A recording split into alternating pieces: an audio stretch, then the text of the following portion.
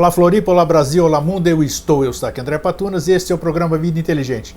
Trazendo hoje o meu querido amigo e irmão Paulo Steckel, que é um cabalista, entre outras coisas, e que não o vejo há cerca de 15 ou mais anos, ou não? Por aí. Por aí, né? Na década de 90. Isso. Nós estamos em 2016, então já é na década de 90, um evento em Santa Maria, que foi muito agradável para todos, né? E tá aí, depois cada um sabe, os espiritualistas são assim, cada um segue sua vida. O importante é que a gente se mantenha de uma certa forma sempre conectados, independentemente da distância. Isso sim, acredito eu, que é a nova era, os novos tempos, como dizem, né? Porque tem gente que viaja muito, viaja entre aspas, que a gente diz. Tem outros que têm as suas outras concepções. O meu ponto de vista é esse, não importa, eu sinto saudade dos meus amigos, dos meus irmãos, dos meus colegas, mas eu me supro por saber que eles estão no lugar deles, trabalhando pelos que eles têm que fazer, e nós estamos unidos por uma energia que transcende esse nosso tipo de carência, né? Do abraço, da necessidade de nos vermos e tal. Mas é sempre bom reencontrar os amigos, e agora, passado o tempo, na hora certa, tudo acontece quando tem que acontecer. Está aqui o meu amigo Paulo Steckel para nos falar sobre Cabala. Como é que você está, Paulo? Tudo bem? Pois é, né? Mas é bom colocar também que a gente não se via pessoalmente esse tempo, mas pela certeza. Internet sempre ligado. Isso, né? Sem dúvida. Mas esse contato aí... Essa é a vantagem da tecnologia hoje em dia, né? Muito bom. Que a gente tem... Eu, por exemplo, tu também com certeza tenho amigos em vários lugares do Brasil e que estão em outros países também. E a internet hoje em dia democratiza isso. Às vezes fica muita gente, né? A gente não consegue dar atenção para todo mundo. Isso, e às vezes fica meio difícil. Mas não significa que a gente esquece realmente dos amigos. E o Eustáquio, para que as pessoas saibam, é uma das pessoas que, desde que a gente se conheceu, então na década de 90, acho que foi 96 por aí, né? Isso, uma coisa assim. Mais ou menos. Que sempre esteve no meu coração por vários motivos que ele sabe quais são. A nossa amizade tem vários aspectos ligados, seja a ufologia, seja a espiritualidade como um todo, na mudança que tu fez na tua vida em relação às tuas crenças, tudo isso que eu acompanhei pela internet e me chamou muito a atenção, me inspirou. Quem conhece o Eustáquio sabe o que eu estou falando, né? Então eu digo assim que eu tenho admiração pelo Eustáquio. Bacana, a recíproca é verdadeira e o importante é isso, o mais importante de tudo, de mudança de crenças, de tudo, de opções na vida, é o respeito que você tem que ver pela opção, pela crença de cada um. Com certeza. Isso que é o imprescindível. Esse foi o ensinamento, porque eu pensei, o Eustáquio mudou algumas crenças dele, teve coragem de colocar isso, mas ele não mudou não só a tolerância, mas aquela curiosidade de saber como é o pensamento do outro. É o que se faz aqui nas entrevistas, e isso é o que eu também procuro cultivar, independente das minhas crenças. Eu fiz um programa solo, e vocês devem saber, não sei dizer quanto tempo, mas para mim foi um dos melhores.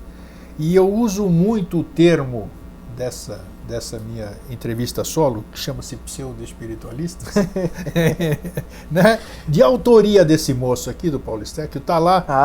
Se vocês forem ver esse texto, esse seu blog ainda existe ou não? Sim. Qual é o blog que tu acessaste? Foi o da Revista Horizonte? Da Revista Horizonte. Sim, o blog ainda existe. A revista encerrou, mas ele está lá totalmente publicado. Você tem um endereço na cabeça? Sim, é Revista Horizonte, direto assim? Sim.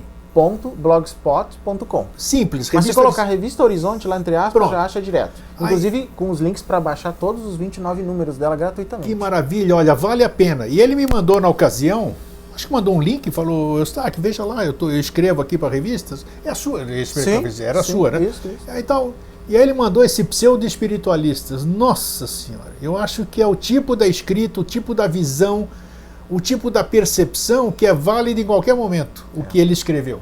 Ele foi muito feliz em escrever isso. E é o que mais tem hoje.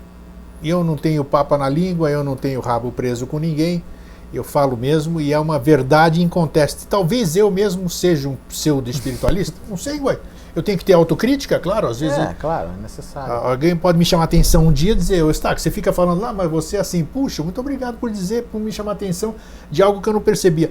Mas o que mais tem hoje é pseudo-espiritualista.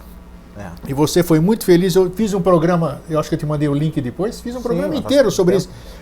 O programa foi, eu passei 1 hora lendo e comentando o teu artigo. Eu me lembro. Você lembra? Eu me lembro, faz então tempo foi já, isso. muitos anos. Né? Então, vale a pena. O título é esse mesmo, Pseudo-Espiritualista. Hoje vocês estão conhecendo o autor, vocês vão conhecer mais sobre o que ele está falando, mas, e reitero sempre, é muito mais amplo do que vocês podem imaginar. Esses fraterno abraço que a gente fica dando, e eu sempre repito, né? Fraterno abraço, irmão. Namastê, namastê, namastê. Você nem sabe o que é namastê, rapaz. Você nem está sentindo o que. Você não sente nada. Você está fazendo a sua. Estou generalizando, desculpe, hein? Para não ofender quem está usando de coração. Claro, né? de coração.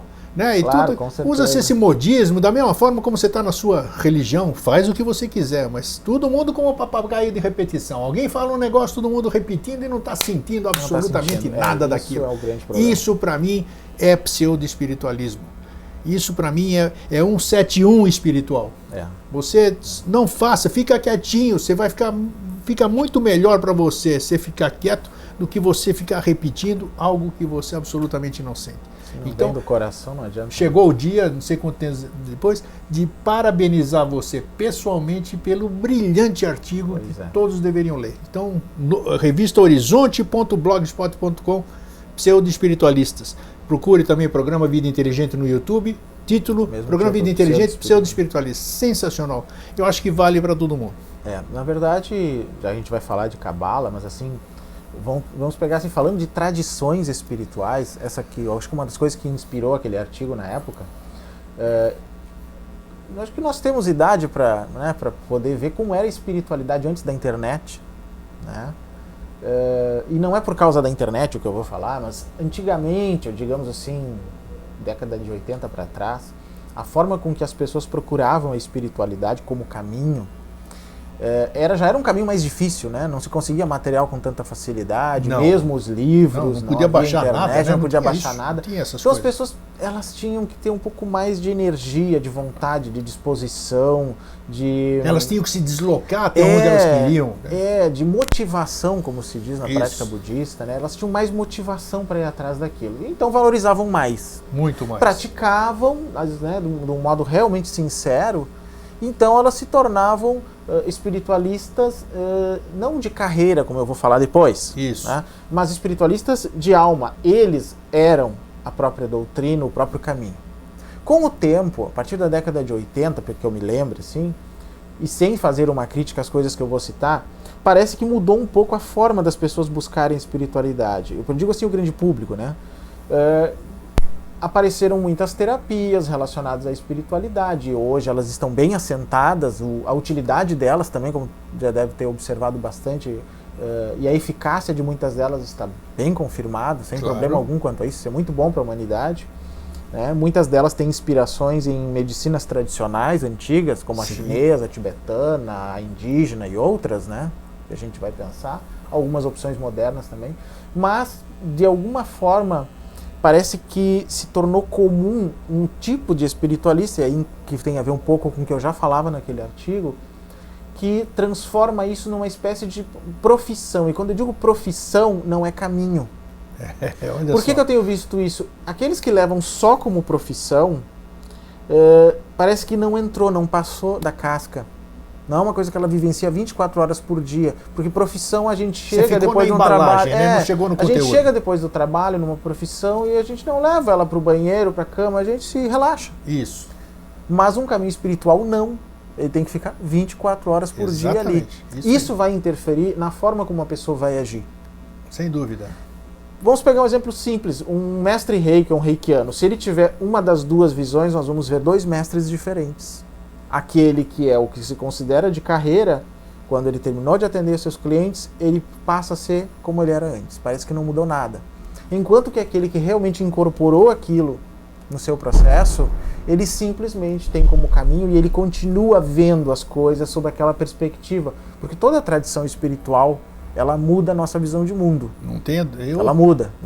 E a nossa visão de mundo está sendo mudada o tempo todo. O tempo todo. Então, tradições em geral, vamos falar das espirituais, então, elas são visões de mundo. Eu prefiro falar tradições do que religião, porque religião é uma determinada sistematização. Mas uma tradição é uma coisa mais ampla, é algo que é transmitido e que tem vários aspectos. Tem o aspecto externo religioso, que é o que nós chamamos de religião, geralmente. Tem um aspecto mais interno, ou que um termo mais antigo, esotérico, que chama muita atenção, mas eu prefiro dizer mais interno, que tem a ver mais com o nosso, como nós metabolizamos espiritualmente aquela tradição, que é basicamente o que acontece com quem realmente tem a espiritualidade como caminho. Isso mesmo. Então, uma tradição é uma nova visão de mundo. Eu, e como tu também ao longo do tempo, já estudei várias tradições diferentes ao longo da vida, da qual a Cabala é uma delas, que é o que nós vamos falar hoje, aqui, né? O qual a Cabala é uma delas, e ela realmente ajudou a formar minha visão de mundo atual, não é a única, existem outras que têm essa função, mas eu percebi que quando a gente se aprofunda numa tradição espiritual legítima, né? A Cabala é uma tradição espiritual? Sim, é uma tradição espiritual. E é legítima. O que quer dizer uma tradição espiritual legítima? Isso, vamos lá. Quem respondeu isso foi uma pessoa que talvez tu conheça já, o Lama Padmasambhava. Sim. Lama Padmasambhava foi meu primeiro instrutor de budismo em 1995. Ele não era lá lama no Rio Grande do Sul, né? Isso, em Viamão, mas ele não era lama ainda na época. Tá. Mas ele disse uma vez num encontro nosso, que alguém fez uma crítica a ele num determinado ponto, que ele dizia que ele fazia parte de uma tradição legítima. E aí ele perguntou para a pessoa, mas você sabe o que é uma tradição legítima? E ele não soube responder, e o Lama disse, é uma tradição que propõe, pelo menos, ter a resposta a todas as grandes questões humanas. A vida, a morte, a doença, tantas outras coisas que nós buscamos. Isso é uma tradição legítima e completa. Então a Cabala, nesse sentido, é uma tradição completa. O Vedanta é uma tradição completa, o sufismo, né, que tem influência islâmica, é uma tradição completa, o budismo é uma tradição completa, e assim, o yoga, e assim por diante. São várias as tradições completas, o taoísmo, né, todos esses sistemas. Todas essas tradições, como você disse agora, todas elas têm essas explicações? Tem, algumas são um pouco divergentes entre si, outras são muito mais semelhantes. Eu diria assim, ó, o que eu descobri ao longo desses meus 46 anos de vida, né, digamos assim, é que há dois tipos de informações nas tradições. As informações que divergem, em geral, em qualquer tradição, né, elas têm menos implicância ética. Tipo, Deus existe ou Deus não existe? Tipo, no budismo e no cristianismo. Reencarnação existe ou não? E as coisas que mais se assemelham nas tradições espirituais são as de implicação ética, tipo o amor ao próximo. Tá. Eu não conheço, pelo menos assim, diretamente, nenhuma tradição que oficialmente negue o amor ao próximo. Se as pessoas que praticam as tradições agem diferente, é uma outra questão, né? Mas não conheço nenhuma que oficialmente tenha essa Nesse coragem de aspecto, dizer. todas são iguais. Ou a fraternidade, ou várias outras questões. Então, as questões éticas são as que aproximam todas as tradições. E no final da história, é o que realmente vale. É onde funciona o sofrimento humano, é onde nós precisamos realmente de apoio, é onde nós podemos apoiar o outro. As outras questões menores que a gente não conseguiria responder no espaço de uma vida, não conseguiria provar cientificamente, digamos assim, Sim. ainda que possam tomar conta do nosso pensamento, não devem ser motivo de conflitos. Só que a gente sabe que, infelizmente, no mundo, assim. A maior parte dos conflitos, né, das guerras, do fundamentalismo se dá por uma motivação religiosa. É uma motivação, ela só motiva o ato que de certa forma faz aflorar uma certa agressividade humana que está, acho que dentro de todo ser humano. Claro, sim. Então não posso botar só culpa, não posso colocar culpa na religião, mas ela é um motivador naquele tipo de mente doentia, muitas vezes, de mente presa a um fanatismo ou a um moralismo também, porque existem vários tipos, né? Existe o charlatão, que sabe que ele não acredita em nada, mas ele é hipócrita, mas existe o fanático, ele acredita piamente em tudo aquilo, mas ele transforma aquilo em seu único mundo. O seu único mundo. Então, isso acontece no campo que se chamaria antigamente exotérico, né? Externo das religiões. Por quê? Porque é o campo em que eu reproduzo um discurso, né? Geralmente assim. Mas no campo interno, o antigamente chamado esotérico de uma tradição, ao contrário do outro que requer dogma, crença, eu aceito e pronto e não posso mudar nada, o campo interno, ele é um processo que tem que ser metabolizado no nosso espírito. E neste caso, a liberdade do espírito não funciona da mesma forma que aquele texto padrão que não pode se mudar. É bem isso. Né? Não tem então, nada a ver. a gente vê isso nas histórias dos santos católicos, dos santos budistas, dos yogis indianos, dos mestres sufi, né, dos mestres cabalistas e assim por diante, que tem a sua própria doutrina. Ele não se baseia no que está no Talmud, ou no Alcorão, ou em qualquer outra obra. Ele tem a sua própria espiritualidade. Para mim, isso é, segundo diz o Lama Anagarika Govinda, espiritualidade viva. Olha que bacana, gostei dessa concepção aqui. É a concepção que eu utilizo. Muito interessante, gostei da visão que você trouxe sobre... Acho que foi muito esclarecedora. Vamos falar... Agora, né, falar da Cabala, que é uma dessas. O que é Cabala ou Cábala, sei lá, qual é o nome? Vamos começar pelo nome. Isso, qual é a pronúncia correta disso? Bom, como se escreve? É com K, é com C, é isso. com 2 L? Porque isso, na minha concepção, tem muito a ver, porque a palavra tem poder, é uma vibração, é um mantra. Eu gosto quando você me pergunta assim, como tu fez agora, porque eu, como bom virginiano, sou muito meticuloso nisso, eu gosto de começar pelos conceitos. Sim. Né? Que é a forma que as pessoas vão começar a entender o assunto. Se isso ficar bem claro na cabeça delas, elas conseguem avançar no assunto depois. E quando há uma falha nisso, fica mais difícil. Eu já consegui assistir em Porto Alegre palestras sobre Cabala, em que a pessoa, o suposto cabalista lá, e era uma palestra introdutória sobre o tema, até o final da palestra não definiu Cabala. Eu achei isso imperdoável.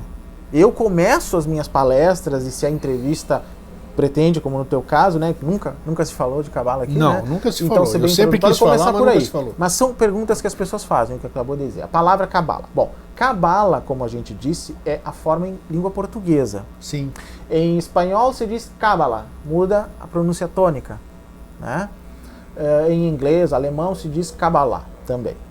A forma em hebraico da pronúncia é Kabbalah, porque é uma palavra. A maior parte das palavras hebraicas tem pronúncia oxítona, né? A maior parte delas. Bom, Kabbalah, ela é escrita com letras hebraicas em que a primeira letra corresponde ao nosso Q, a nossa letra Q, porque existe uma que é a letra Kof ou Kuf, mas existe também a letra K em hebraico, que é a letra Kaf. São letras diferentes, coisas totalmente diferentes. Então, originalmente, ela é escrita com uma letra que corresponde ao nosso Q. Por isso que em inglês, em outros lugares, muitas vezes aparece com o Q. Né? Aí outros fatores na escrita vão determinar o B e as vogais que originalmente não eram escritas na língua hebraica, só a partir do período talmúdico, Idade Média deles em diante, é que começou a ser escrito. Como é ainda o árabe, né? Como o aramaico, como foi o fenício, em que uma estrutura daquelas línguas antigas em que a escrita só representava as consoantes. Né? E as vogais eram ensinadas por tradição oral.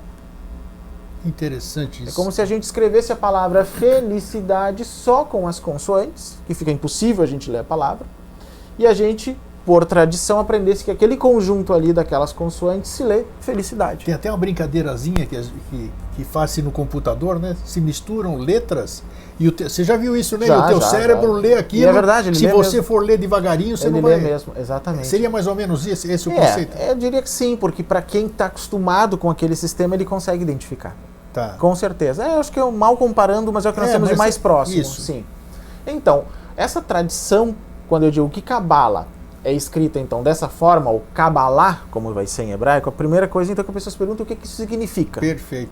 Bom, Kabbalah, ela vem de um tema verbal, que a gente chama em hebraico, para não dizer de um verbo, um tema verbal que significa receber algo tomado por empréstimo, algo que me vem por empréstimo, transmitido por outro. Tá. Supostamente, pelo menos no passado, por via oral, mas isso é o segundo conceito da coisa. Mas que me é tomo por empréstimo. Empréstimo. Por empréstimo, algo que é recebido, tomado. Daí se traduz por tradição, né, em português. Mas é isso, um recebimento, eu diria que seria a tradução mais adequada para nós. Porque a palavra tradição já tem outras implicações, né? Esse recebimento daí, as pessoas perguntam, tudo bem, é um recebimento de uma tradição, mas sobre o quê? É isso mesmo, já estão perguntando. A próxima pergunta eu já sei. A turma está olhando lá. Eu conheço o protocolo das dúvidas. Você começa a sentir, né, que a turma aqui... Sobre o quê? Bom, eu gosto de uma das definições, que é a definição do Papus, do Gerhard Ankos, né? Escreveu muitos livros, o livro de Cabala dele, que é o famoso A Cabala de Papus, né? Eu comprei ele quando eu tinha 14 anos, isso em 1984. Hoje você consegue baixá-lo, né? Sim, sim. Tem. Só que eu me lembro que em 1984, quando eu adquiri esse livro, adolescente ainda, né, num sebo de Santa Maria, que é a minha cidade natal, ele ficou 1 ano na minha biblioteca sem ser lido. Aí, com 15 anos, daí eu li esse livro, e ele tinha muitas coisas em hebraico ali, né? Mas, observando o hebraico, as letras, o que estava ali, eu vi que aquela edição da Sociedade das Ciências Antigas, que já não existe mais, né? Os tipos hebraicos que foram usados estavam cheios de erros, se trocava letras. Onde deveria haver uma letra Vav, ele confundiu e colocou um Resh, ou Resh confundido com Dalet, que seja, a pessoa que fez os tipos não era um especialista em hebraico, e mesmo copiando de uma edição internacional, ele confundiu as letras. Tá. E isso complica, né? Claro, para quem conhece Cabala e magia cabalística, vai fazer um desenho com as coisas erradas, o que ele está invocando, né? Isso me deixou com tal indignação que eu procurei um professor de hebraico na época. Estudei durante alguns meses hebraico com esse mas como é que você descobriu assim? Você era jovem, digamos assim. Sim, 14, 15 anos eu tinha. Isso, então como é que você entendia de hebraico, essas coisas? Você foi... Mesmo sem conhecer hebraico? Isso. Como que eu decidi isso? Porque ele tinha um sistema de transliteração das letras, e aí eu fiz simplesmente uma estatística. A comparação mostra que tem letras trocadas. Eu preciso aprender essa língua para poder corrigir tudo. Que interessante, olha. Você teve um feeling, sim, então? Sim, foi. Aí um dia, na Biblioteca Pública de Santa Maria, havia um anúncio lá de um professor poliglota que falava umas 15 línguas, entre elas o hebraico, e fui lá e consegui que ele me ensinasse. Né? E a partir dali eu conseguia ver o que estava errado e podia corrigir plenamente. Então esse foi o meu começo na Cabala, com o livro Cabala de Papos, que eu recomendo não só pela obra, mas pela bibliografia que ele cita na parte final do livro. Ele listou na obra dele tudo. Repete então para o telespectador, qual é o título desse livro? A Cabala de Papos, né? É com 2 P, P-A-P-P-U-S, né? Não, é P-A-P-U-S. Só colocar Papos Cabala vai aparecer muita coisa. Aí você consegue, tem em PDF, eu acho que você consegue baixar na internet. E outras obras dele, né? Tem o Tratado Elementar de Magia Prática, que daí já é um segundo momento. Esses antigos. Tratado Elementar, o Tratado... Tem um livro chamado O Ocultismo, se eu não me engano, que é um introdutório. Na realidade, o Dr. Papos, ele foi um dos modernizadores da magia, né? Ele foi um dos primeiros a usar lâmpadas para fazer a ambientação do círculo mágico e não velas. Na época ele foi muito criticado.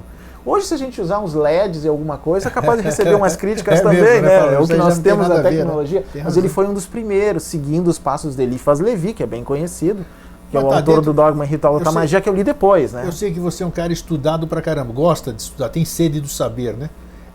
Mas não tem um certo sentido, porque a vela não tem... A gente sabe que a luz elétrica, ela carrega um tipo de energia que é totalmente diferente da luz de uma vela, né? Não teria sentido, digamos assim, de... É que assim, essas coisas eu já conversei com gente da área da física. Isso, e tudo mais sobre essas questões de mudanças de vibração aqui e ali. O que eu posso dizer é que nem entre eles existe um consenso. Não existe consenso. Não existe um consenso. Então, quando não existe um consenso entre aqueles que eu acho que sabem mais do que eu sobre o assunto, eu prefiro não dar muito pitaco. Claro, não, tem Analiso melhor. Porque quando tinha vela não tinha eletricidade, né? Então é a mesma coisa, então, se a gente vai fazer uma crítica à internet pelo tipo de tela que tem. Claro, existem trabalhos em radiestesia sobre isso, então que se use os métodos para correção, assim como em qualquer outros problemas que possam existir. Porque a gente às vezes mantém tradições por desconhecimento. Exato, né? Então, porque você não pode assoprar uma vela porque não sei o quê. É que o que acontece, Eustáquio, nesses momentos de internet, uma coisa que às vezes a internet, pela sua natureza de amplidão, assim, gera em algumas pessoas ou faz aflorar, é um senso de um tipo de fanatismo, porque as coisas ou são 8 ou 80. Olha, Eustáquio, disseram que tal coisa é assim, ela não te consegue nem as fontes, né? Nada. Olha onde é que foi, qual é o estudo científico, qual é a informação, vai passando. Sem então, filtrar. Se eu não tenho condição de saber como que isso chegou a ser dito, e eu esqueço que o papel aceita tudo e a tela também aceita tudo. E como aceita? Como é que eu vou mudar a minha visão de mundo baseado em algo tão frágil, tão pseudo, como nós falávamos aí no início? Infelizmente é assim. Todo mundo vai rebatendo, não quer nem saber qual é o conteúdo. Então o que eu faço? Eu recomendo para as pessoas o seguinte, quando elas recebem 500 mil coisas por e-mail, né, e não sabem o que fazer com essas informações, muitas vezes divergentes, né, sobre tudo que é assunto, eu digo assim, façam o que eu faço, eu sugiro. Eu olho, se aquilo me chamou a atenção ou eu não consigo dormir sem parar de pensar naquela dúvida, no outro dia eu começo a estudar. Talvez eu me torne um especialista daquele assunto.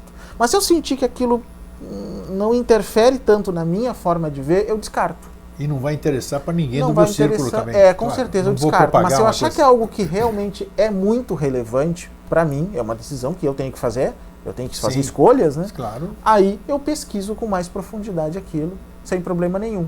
e vou tirando algumas dúvidas sobre isso. Cabala mesmo, que é o assunto que nós vamos falar, tem várias correntes que a gente vai falando aos poucos aqui, né? Mas assim, o que em geral o Pappus disse que a Cabala estuda? Bom, ela estuda um trinômio, as relações entre um trinômio. Imagine um triângulo, que lá em cima, na ponta, está o que ele chama de Deus. Tá. Que nós podemos chamar de Deus, divindade, a fonte, mente cósmica. O que quiser, cada um várias, como cada um entende vai, isso. Ou seja, o aspecto mais transcendente que nós podemos Isso, imaginar a divindade, espiritualmente. a Isso, divindade. como cada um queira. Está ali, aquele conceito mais profundo espiritualmente. Tá. Ele é a ponta do triângulo, necessariamente.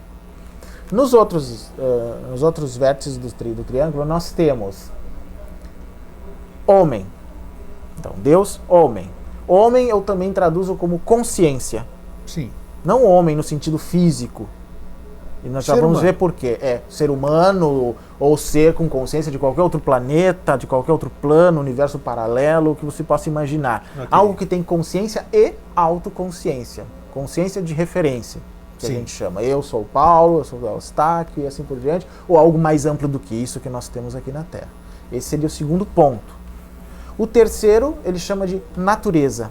Aí entra a parte física, ou extrafísica, ou os aspectos que formam o universo. Então eu prefiro chamar a natureza também de universo, ou universos, ou que. Então, vamos dizer, fonte, consciência e universo. E o universo, tá. Tudo isso se adapta ao que existe. Ou como ele diz, Deus, homem, natureza. As relações de tudo isso é que são o interesse de estudo da Cabala e de prática também.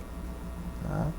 Então, se a gente vai trabalhar... Antes da gente trabalhar, qual é a origem dela? Como surgiu a Cabala? Você me dá a diferença? Sim, tem um aspecto histórico bem interessante. Assim, Qual é isso, a história, antes da gente seguir? Inicialmente, no período bíblico, período que a gente chama de Antigo Testamento, que é a Torá judaica, né, que é a Sim. parte que eles aceitam, já existiam aspectos místicos, mas isso não recebia um nome, não era uma coisa necessariamente separada, né?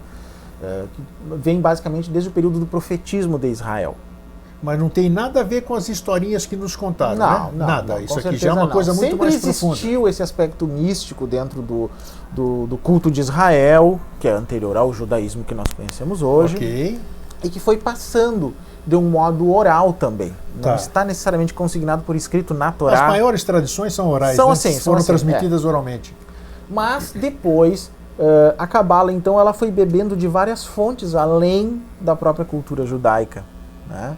Ela bebeu um pouco da Pérsia, com o conceito do maniqueísmo, e pouca gente sabe que a Cabala tem conceitos de filosofia grega que interferem nela. Tanto que quando a gente lê, quem consiga ler em hebraico, a edição hebraica do Sefer Yetzirah, que é uma das obras cabalísticas importantíssimas, é curtinho, mas ela fala sobre a criação do mundo a partir das letras hebraicas e tudo mais. Quando a gente consulta o glossário das palavras hebraicas dessa obra, existem greicismos ali. Olha só, eu desconheci isso. Greicismos ali. É.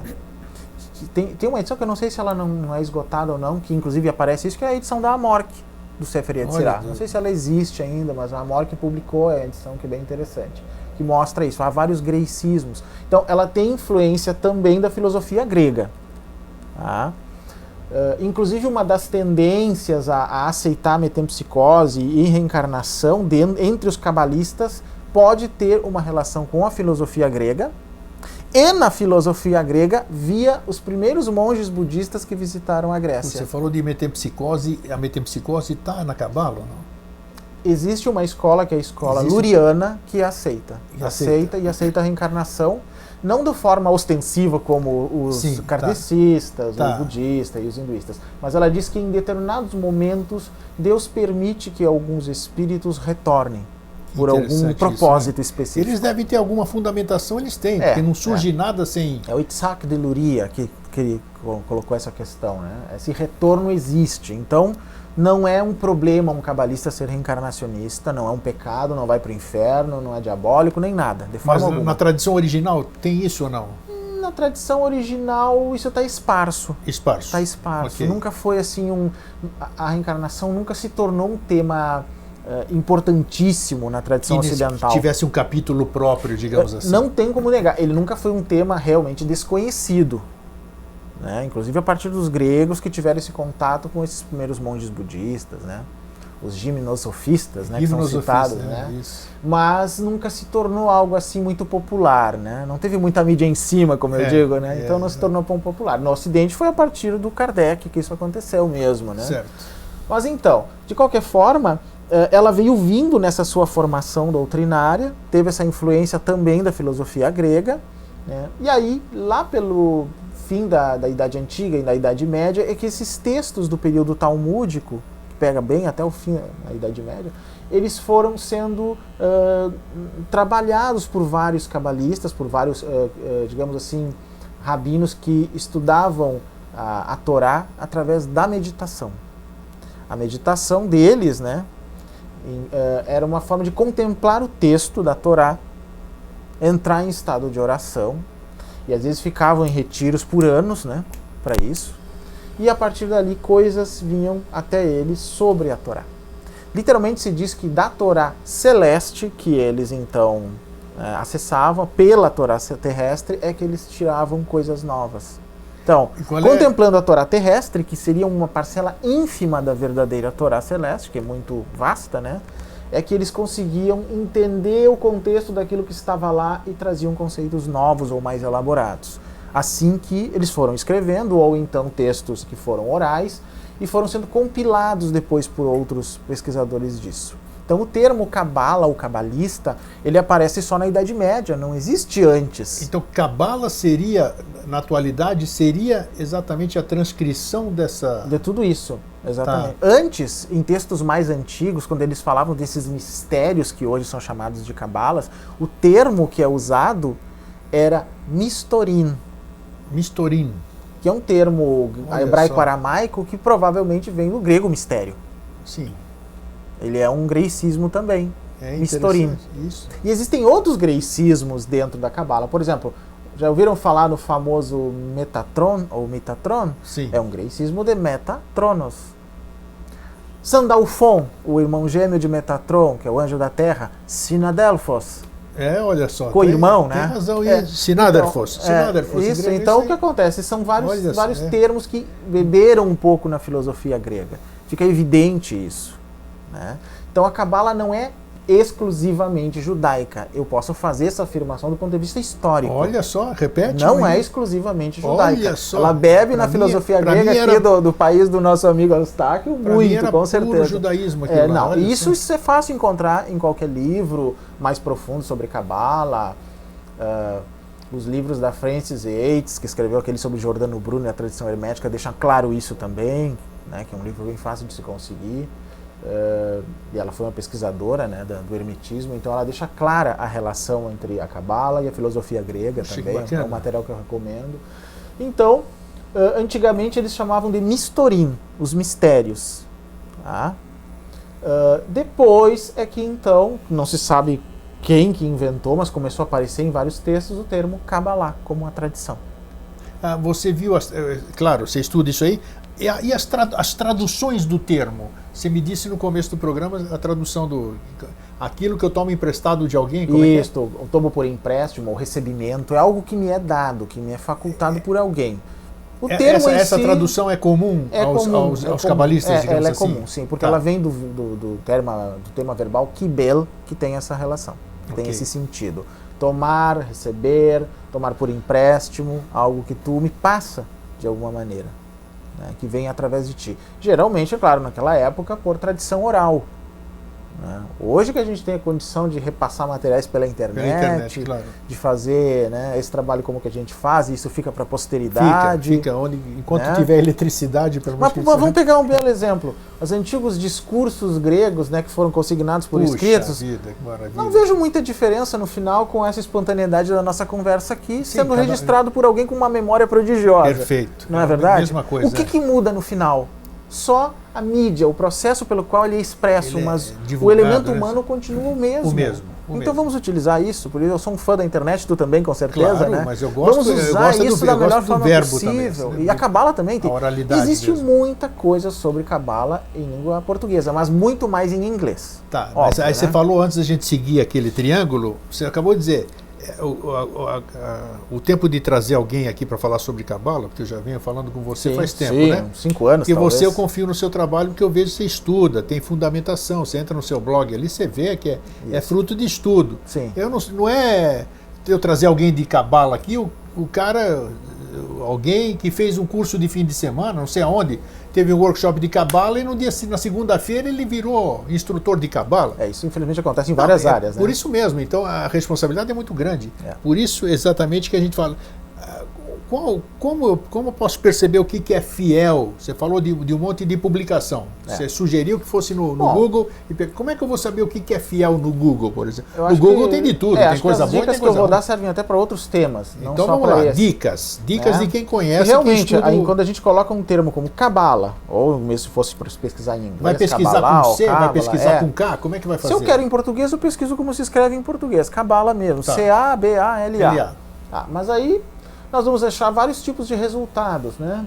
Esses resultados a gente sabe que no sistema dos sites de busca, né, eles seguem várias regras, né? O grau de importância, o quanto ele é explicativo sobre o assunto, o quanto ele é recente, o quanto ele está bem posicionado por vários motivos, né? Mas isso não é para nós uma garantia de qualidade do ponto de vista da pesquisa mesmo, né? Talvez todos já tenham passado por isso quando vão pesquisar alguma coisa. Mas digo assim, a Cabala, ela tem primeiramente um ambiente judaico. Bom, então supostamente sites que remetam a rabinos, ou a sinagogas, ou ao ambiente judaico, é uma boa fonte em condições normais. Sites ou blogs, as pessoas perguntam. Bom, o site ele se responsabiliza um pouco mais pelo que ele coloca. Mas isso é muito relativo também. Claro. Mas o blog, eu acho que o blog, quanto mais material diverso ele tiver, e a gente vê que ele é elaborado, isso para nós é um bom sinal. Quando ele cita bibliografias também, quando ele cita, tem referências, isso mostra que a pessoa pesquisou, então ela provavelmente vai dar uma opinião mais aprofundada da coisa. Não vai ser o que todo mundo diz sobre o assunto. Então textos muito curtos tendem a ser cópias de outras coisas. E eu já não, olha só, isso mesmo. Já não, e cuja fonte fica difícil identificar, eu já passo por cima. Né? Eu posso copiar, acrescentar alguma coisa que eu acho que... Isso é o mais comum. Tu te lembras daquela vez que tá na internet ali, um texto chamado Uma Conspiração Espiritual? Grande Conspiração Espiritual, isso, né? Que ainda está no meu YouTube. É um texto sobre Nova Era, sobre índigos, que apareceu pela internet, bem cheio de coisas ali, né? Que teria sido o relato de um índigo.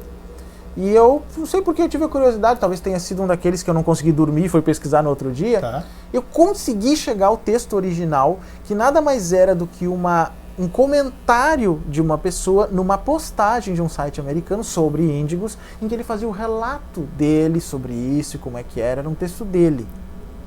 Só que comparando com a tradução para o português, existiam inclusões. As interpolações, como se fala em pesquisa bíblica. O que eu fiz? Eu só traduzi o texto original e refiz aquele texto. Foi bacana, muito Porque bacana. Eu achei que seria útil colocar isso. Claro que sim. Né? E isso eu tenho visto com muitos outros materiais que vão passando e o pior, né? Porque aí dá como autoria própria, né? Sem contar isso. Tira até a fonte e bota como sendo de própria autoria. Isso é pseudo. Aí que nós falávamos no início, isso é pseudo. E tem muito. Então, quando eu fico indignado demais, eu faço a minha parte. Digamos assim, né? E traduzo muito material também, até sobre Cabala mesmo. Por exemplo, por há pouco eu publiquei algumas coisas sobre sigilos cabalísticos, que são coisas que a gente pode falar mais adiante sobre magia, que tem muito pouca coisa em português, né? Mas tem algumas coisas em inglês. Aí eu resolvi escrever, pelo menos um aspecto introdutório sobre isso, tem dificuldade com base da língua e da boa fidelidade da tradução. Você precisa entender. Se eu for fazer tradução de um texto de Cabala, mesmo eu sabendo falar inglês, vai ser muito difícil, porque eu não vou saber o sentido da coisa. E acontece, às vezes acontece assim, da gente saber que a pessoa que traduziu, ela conhece o inglês, mas por não conhecer a linguagem técnica da Cabala, mas não é assim que se diz isso em português sobre Cabala, não é o que geralmente se faz. E a gente nota que a pessoa, ela teve que fazer digamos, escolhas na tradução não baseadas em conhecimento do assunto. Tá. Esse que é o grande problema. E aí pronto, começa a desvirtuar tudo. E isso é uma coisa que, por exemplo, não se ofendam os portugueses, isso faz parte da nossa língua. Na via Brasil-Portugal isso também dá problema. Quando se traduz um livro, por exemplo, do francês ou do inglês, se é para português do Brasil ou português de Portugal, de um assunto novo, em que se vai começar a determinar como é que vão ser os termos de uso comum. Há muitas divergências. Eu já passei por isso. Quando anos atrás fui contratado para traduzir livros de um determinado tema, que é espiritual também, que no Brasil recém estava começando, e me mandaram um texto já traduzido para português de Portugal, português europeu, e que os termos que estavam assentados, eles queriam que continuassem valendo em português, meio que uma imposição, e eu vi que isso para nós ia parecer uma coisa esdrúxula, não é da nossa realidade. Eu digo, olha, não é possível com sentido isso. Totalmente diferente. Então eu não posso fazer uma adaptação da tradução do português, eu vou ter que ir pro original e traduzir para o português. Só assim que eu aceito fazer a tradução, e foi só assim que foi possível. Porque não tem como. Não, em absoluto. Né? Então isso acontece muito, né? No meio jornalístico isso é comum também. Né, que aconteça por quê? Porque o jornalista ele não é especialista em todos esses temas, é natural. O jornalista não é especialista em termos médicos, de cabala, seja o que for. Essas coisas. Então é necessário ter certo cuidado, né? Então é necessário. Fora do Brasil se usa muito no jornalismo os que têm especialidade naquela área. Sim. Aqui a coisa é um pouco diferente, né? Joga em todas as posições. E aí parece que não joga em nenhuma. A gente isso. Vê isso, né? Aliás, a internet não perdoa quando eles cometem esses erros. A gente vê o tempo todo nas redes sociais. Então em cabala isso também acontece, já vi coisas absurdas, né? Mas então... Vamos voltar para o aspecto histórico, só para terminar. A partir daí teve uma pessoa, né, um rabino também, que foi o Moses de Leon, que compilou muitos desses textos antigos que ele teve acesso, né, já na Idade Média, e publicou numa obra chamada Sefer HaZohar, ou seja, o Livro do Esplendor, chamado Zohar, que o pessoal diz geralmente. Né? Qual é soletra ele? Sefer, né, S-E-F-R, H-A, tracinho, Zohar, Z-O-H-A-R. Tá. Ou só Zohar. Zohar, tá. É uma obra mais conhecido como Zohar, não é? E é uma obra muito extensa, né? Sim. O Rav Berg, nos Estados Unidos, acho que são 20 e tantos volumes que ele publicou, traduzindo para o inglês. Tem uma página no texto original hebraico-aramaico e a outra em inglês. Em português ele não existe traduzido. Mas existe em espanhol a tradução completa dele. Tá. Existe em espanhol, isso sim. Então é uma obra que ele traz relatos de vários momentos dos rabinos que estudavam cabala, então não é uma obra coesa. Por quê? Porque ele foi um compilador. Não foi ele que escreveu a obra, e pesquisas linguísticas ali provam que a redação não é de uma pessoa só. Sim. E nem de uma mesma época. Coletânea. Então quando acusaram ele de ser o autor daquilo, fica provado que não quando a gente faz essa análise do texto. Sim. Que não pode ser só um redator. Foi um coletaneador. Que é o que consegue se observar também em pesquisa bíblica da Torá e do Novo Testamento, quando há diferenças de redação, houve mais de um autor, ou se é uma interpolação, uma inclusão. Nem o Alcorão, que é uma obra que foi escrita num período muito pequeno de tempo, tem uma redação só. Por incrível que pareça. Isso também é científico. Se vocês procurarem na internet, vocês acham que eu estou dizendo. Né? Então, mas ele fez um bom trabalho compilando esse pensamento, né? De todos os cabalistas que ele teve acesso naquele momento, lá em bibliotecas, em vários lugares, provavelmente, né, na Espanha. Então é uma das obras mais faladas, mas das menos lidas, porque é muito extensa. Nossa, 12 volumes, você falou que então isso. O que temos no Brasil são resumos do Zohar, em português ou em outras línguas, né? São resumos que contam, né? E aí tem outras obras depois que foram aparecendo, muitas outras, né? E que vão traçando esses conceitos que nós temos agora, da árvore da vida, que a partir daquele conceito bíblico de árvore da vida, isso, Sefer Etz Haim, que quer dizer a árvore da vida. Então, ela é baseada na árvore que é citada, né, no livro de Gênesis, mas ali o conceito é elaborado. Né? Que essa árvore da vida, então, foi apresentada como um mandala nas obras cabalísticas, que nada mais é do que... Quem já viu, né, o esquema do Sefirot, que são 10 esferas, né, colocadas sob um determinado arranjo, Lá da primeira... Parece uma cruz, né? Não é uma cruz, mas é um arranjo nessa posição. Lá da primeira, que é Keter, que é chamada coroa, que está mais próxima do divino, que isso é aquela ponta do triângulo. Isso é Cabala pura. Tá. Né? E vem descendo até a mais inferior, Malkuth, que seria o reino, que é onde nós estamos. Isso. É o mundo sublunar, como se chama, né? Então o que acontece? Aqui nós estamos. E nós temos que subir essa árvore, porque nós descemos na origem. Então, quando a gente analisa a árvore da vida do ponto de vista de Deus, tá?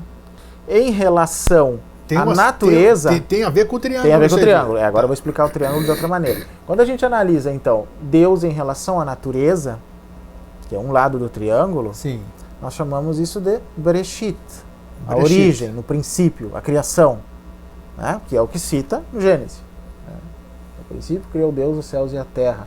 Ou como está lá no original hebraico, a tradução é: no princípio Elohim, que é plural, né, criou os céus e a terra. Como se tu dissesse, literalmente é como se estivesse escrito: no princípio Deus criou os céus e a terra. E quando fala em céus, é no dual, ou seja, o duplo céu. Que eles acreditavam então que esse céu foi dividido em duas partes: a parte de cima, o que nós chamamos de céu, e a parte de baixo, a terra. Então ele primeiro criou o duplo céu. O que está em cima é a mesma coisa. Aí depois que foi, separou os céus, o duplo céu. Aí ficou sendo o duplo céu mesmo, né? Então, esse é o Bereshit, que é a primeira parte que a gente estuda na Cabala, que é a origem das coisas. Como nós chegamos até aqui. Seria uma cosmogênese? Sim. É mesmo? Sim, com certeza. Esse é um aspecto. Então, é a nossa descida da árvore da vida. E aquelas sefirotes, aquelas esferas, porque é isso que sefirá significa. Sefirá significa esfera, número e também livro ou numeração. Sefirá, né, é fácil reconhecer o nosso termo cifra, porque vem pelo árabe cifra, que é a mesma origem etimológica. Cifra, número. Vem daí, da mesma raiz de sefirá. Etimologia pura, né? Etimologia pura, exatamente. Então, sefirá é visto como número, numeração, mas ao mesmo tempo esferas de emanação do universo. Então, na realidade, aquelas 10 esferas, como estão colocadas ali, elas são conceitos sistematizados de vários aspectos que criam o universo, arranjados daquele modo num esquema. E elas são explicadas uma a uma? É isso? Uma. Claro. Se é de cima para baixo, é isso que nós estamos falando agora, né? O sistema cosmogênico, né? Então, quando a gente explica de baixo para cima, a gente vai para o outro lado do triângulo, que é de homem em relação a Deus. Que significa muito bom. Tá. O caminho para a salvação, para a ascensão, o retorno. Aí já não se chama mais Ma'aseh Bereshit, que quer dizer a obra da criação. Se chama Ma'aseh Merkavah, a obra do carro celeste. O Merkavah, que todo mundo fala, que em hebraico originalmente se diz Merkavah. A obra do carro é a subida. Olha que interessante. É a redenção, é o retorno à casa do Pai, o retorno à fonte. Ou como alguns usam, a nossa evolução, se quiserem usar esse termo. Cada um na sua linha de Mas eu preciso estudar primeiro o Bereshit para entender como as coisas chegaram. Aí o livro de Gênesis é o ideal. Mas agora, para estudar a segunda parte é que aí entra a tradição da Cabala, porque a função dela é nos levar até lá. Você falou do Gênesis, você vê fidelidade no Gênesis? Como é que é isso? Ele é uma obra também que não tem uma redação só, não é uma obra coesa, como é fácil de demonstrar. Eu demonstrei isso no meu livro Elohei Israel, né? E que eu fiz uma pesquisa, ele foi publicado em 2001, eu fiz uma pesquisa de todos os trechos divergentes do Antigo Testamento, do Novo Testamento. Muitos. Os trechos que são repetições ou com contradições, ali fica claro para quem lê a obra, e tem todos os trechos, é só ir lá numa Bíblia e confirmar o que eu estou dizendo, que eles têm várias redações diferentes, porque antes de existir aquele texto da Torá como nós o conhecemos hoje, eram vários manuscritos de várias tribos. Cada uma tinha a sua predileção por sua própria tradição. Sim. No período depois do cativeiro da Babilônia, quando então alguns sacerdotes quiseram retomar o culto de Israel, que é aí que deu origem daí ao judaísmo, né, depois do cativeiro, eles começaram a reunir esses manuscritos que ainda existiam, os que sobreviveram às tradições. Só que eles encontraram uma coisa difícil, diz, poxa, eles não são convergentes, como é que eu vou transformar isso num texto que agrade todo mundo e que eu possa então renovar a religião de Israel, chamar todo mundo para isso de novo, e como é que eu vou agradar gregos e troianos aí, né? É o mesmo problema que se tem numa época de uma constituinte, né? Sim. Que é difícil agradar todos os interesses. Mundo, é a mesma situação. Tá? Ele só que daí, supostamente, o sacerdote Ezra, ou Esdras, como se diz na Bíblia Católica, e não é um trabalho só de uma pessoa com certeza, mas na tradição se diz que foi ele fez esse trabalho. De um modo que se fizesse isso numa constituinte, o país quebrava, ia ser um horror. Claro. Por quê? Ele fez uma costura impossível, porque na lei, se houverem contradições, a coisa não funciona. Mas ali há contradições. Muitas contradições. Por exemplo, um exemplo simples assim, para as pessoas entenderem o que eu quero dizer. A abertura do Mar Vermelho. A abertura do Mar Vermelho. A gente vai lendo aquele trecho ali, e há dois momentos em que ela é descrita. Grande simbolismo, né? Há dois momentos. Uma diz... e toda noite ventou um vento sul lá, um vento tal, e quando amanheceu as águas tinha se aberto, o mar estava seco. E aí eles puderam passar. Existe um trecho que fala assim.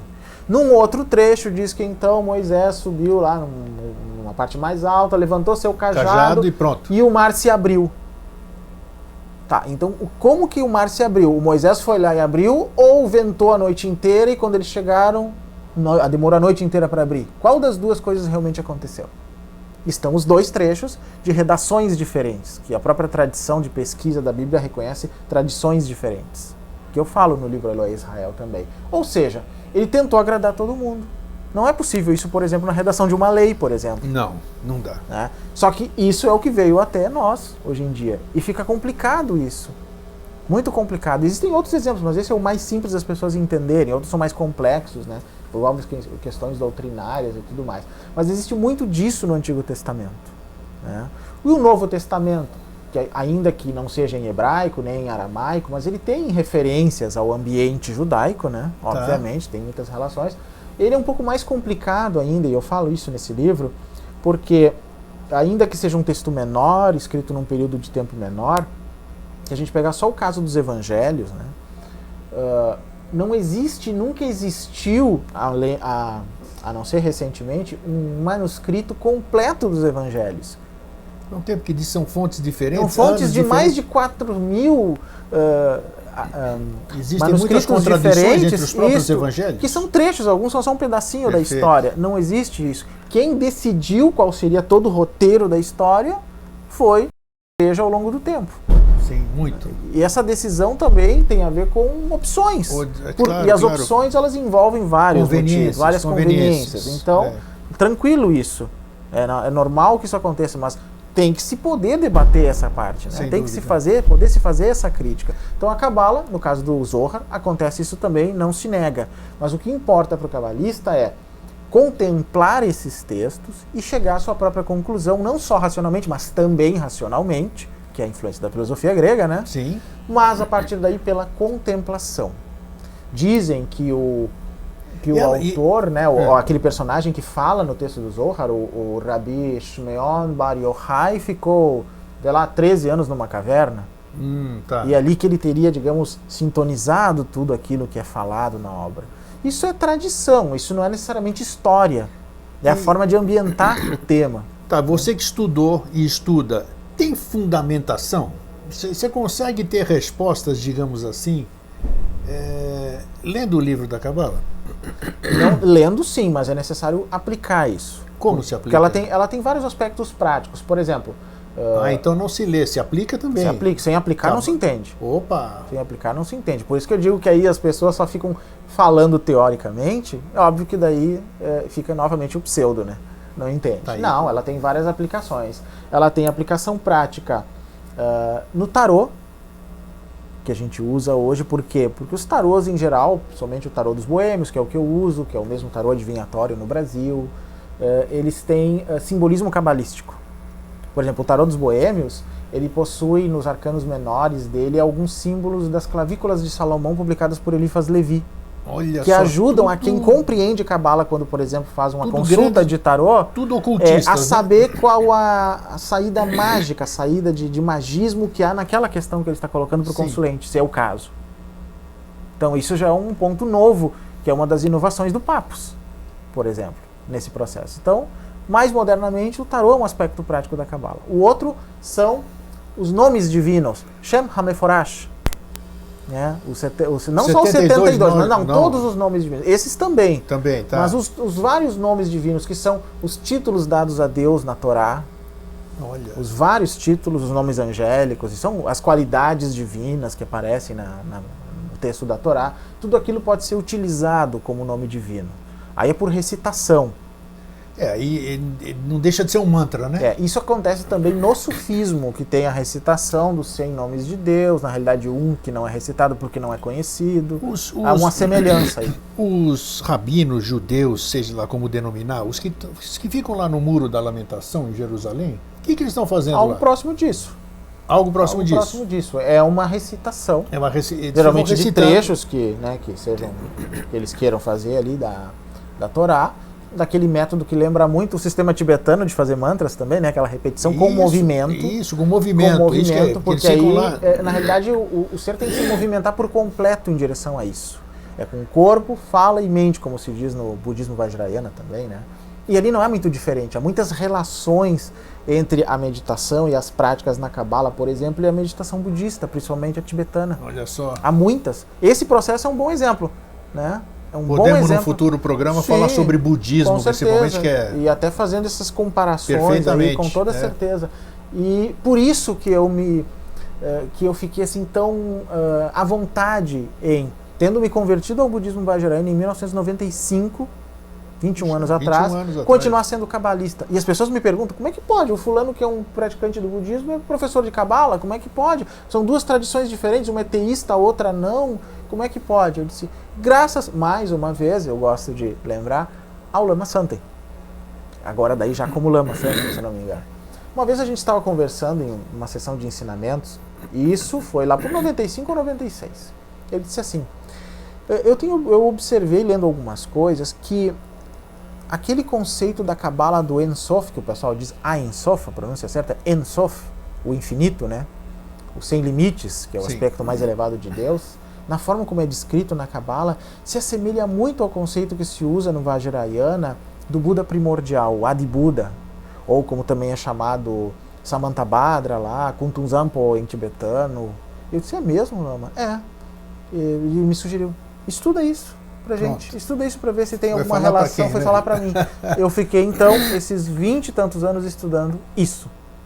Olha só. Pra chegar a essa questão do triângulo que eu te falei lá no Deus. E contigo para ti, visto de forma externa, parece que nós estamos falando de uma tradição teísta e de uma tradição não teísta, que não quer dizer ateia.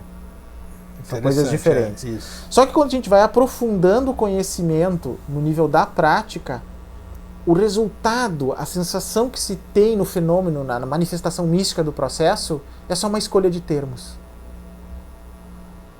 E já não há mais sentido se falar na divergência. E por isso que as linhagens budistas que acreditam em Adi Buda são consideradas meio que quase teístas por alguns autores, por causa dessas questões. Então eu digo, o Lama Santen tem razão. São conceitos muito profundos. E eu achei essa visão muito parecida num dos livros mais recentes do Dalai Lama, chamado Uma Ponte entre as Religiões, que eu recomendo, é recente, saiu agora há pouco. Dalai Lama, uma ponte entre as religiões. Ele fala que ele recebeu ensinamentos da Cabala lá com já tem edição em português? Já foi publicado há poucos meses, eu acho. E deve estar bem, não deve estar esgotado. Ele fala num dado momento ali a relação do budismo com várias religiões, cristianismo, islamismo e outras. E na parte do judaísmo que ele fala da Cabala, que ele diz que ele recebeu ensinamentos de Cabala de 1 ou 2 rabinos. E aí esse ponto foi o que chamou a atenção dele também. É claro que chamaria, pelas semelhanças. Quando falou do En Sof, né? Porque o conceito que eu geralmente falo nas aulas é que o En Sof é dito que ele tem 3 níveis. En Sof Or, En Sof e Ain, de baixo para cima, né? En Sof Or significa literalmente sem limites luminoso, ou infinito luz, que seria para nós, assim, traduzindo popularmente, o aspecto de Deus mais próximo de nós e que é percebido como luz.